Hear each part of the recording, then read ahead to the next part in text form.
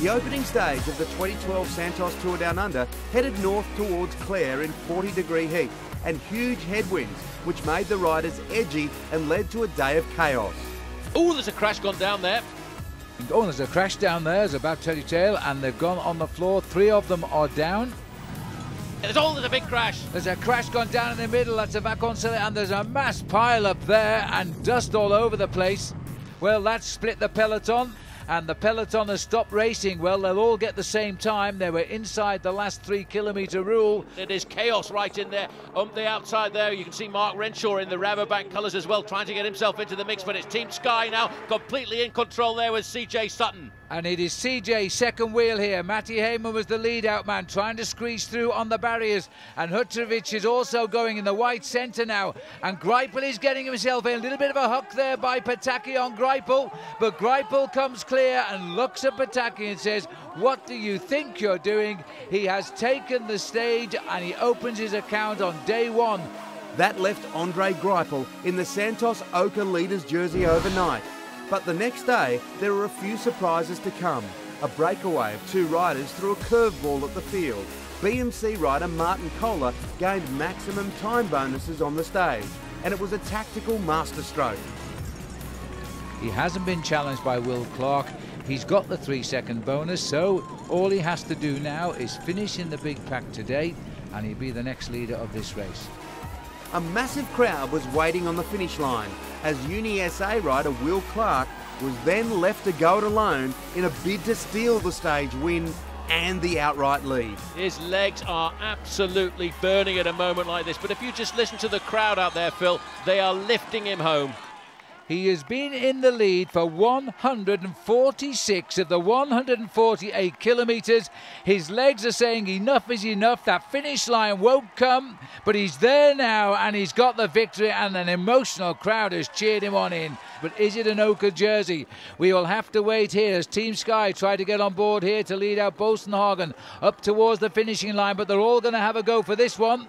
Alejandro Valverde's in the mix. This is a difficult sprint to judge. On the right is Michael Matthews trying to go. Yes, he is. He won here last year. Bosenhagen in the middle, but Matthews is second this year. He won last year, and I think he just got the better there of Simon Gaines. The time gap just over a minute, so the Oka jersey will pass to Martin Kohler. Stage 3's finish was along the Victor Harbour foreshore, and the large crowd on hand was in for a treat as the peloton charged en masse towards the line. Now it is a straight road up to the finish. Well, not quite. Slight bend in the middle, but nothing more dangerous. Michael Matthews, Mark Renshaw is the orange jersey for Rabobank, as they now got Bosenhagen in 4th wheel in a perfect position. Renshaw goes on his shoulder. Tremendous turn of speed for the line now. They can see the finishing line now, and this looks as though Renshaw has got himself right on the front here, and a good turn of speed, and it looks to me as though Sky haven't got the legs. But watch out, because coming through the middle I saw number 11. He's bursting on the right. Andre Greipel is going to get this. He's taking on Hutrovic, and I think he's got it by the skin of his racing tyre. The win gave the Oka leader's jersey back to Andre Greipel. But the following day, the King of the Mountain climb brought him unstuck. Dropped by the lead group, his overall lead was again under threat. It's only, in fact, to Michael Matthews who can spoil the party. If he gets a place in the first 3, he will be the leader of the race, as the sprint is starting now for the line, and it looks like it's Garmin who is having a dig with Hausler up there as well, but BMC still trying to hold front position as they break for the line now. And this looks to me as though we may have a Gerald Cielik trying to get away as well. Bosenhagen's number 41, 71 is Bernardi, and this is Cielik trying to get to the line, but the line isn't coming quick enough. Oscar Freira's got on the right of our picture. Freira gets it. His first visit to the Santos Tour Down Under, he gets his first win.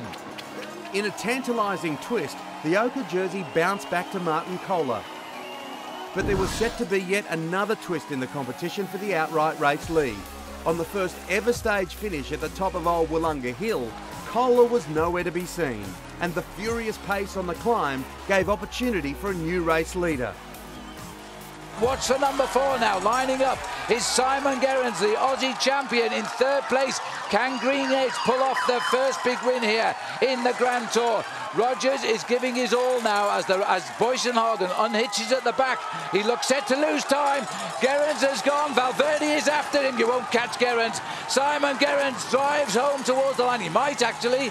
We still have to go left around this corner. Valverde has got him on the edge here. This was the story. Alessandro Valverde takes it on the line. He beats Simon Gerrans on the line.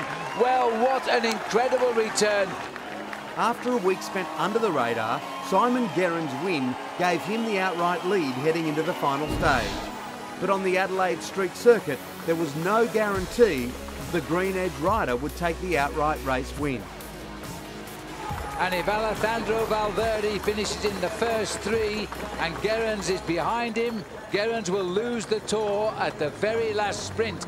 But the other side of the coin is the real sprinters of this race are licking their lips. And this is a kick very early on by Sky. Looks across to see who's taking him on as the sprint starts now.